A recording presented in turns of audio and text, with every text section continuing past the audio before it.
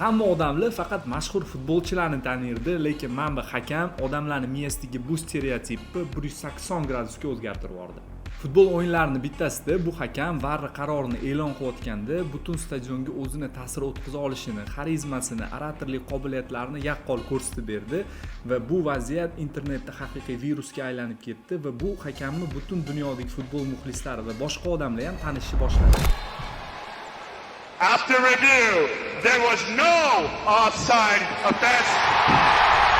Lekin men bu vaziyatda bitta minus ko'rdim. Bu hakamni Instagramda profili yo'q ekan. O'ylashimcha, agar Instagram profili bo'lganda, unga minglab odamlar podpiska bo'lgan bo'lishardi va bu orqali bu hakam keyinchalik katta brendlar bilan hamkorlik qilib, mediadagi mashhurligidan foydalanib daromad qilsa ham bo'lardi. Ko'rib turganingizdek, agar siz qaysidir sohada ekspert bo'ladigan bo'lsangiz, Instagramdan to'g'ri foydalanadigan bo'lsangiz, bu sizga faqat foyda olib keladi. Ma'lumot foydali bo'lgan bo'lsa, bitta like bosib qo'ying va shaxsiy brend, kontent bo'yicha shunaqa videolarni o'tkazib olmaslik uchun obuna bo'lib qo'ying.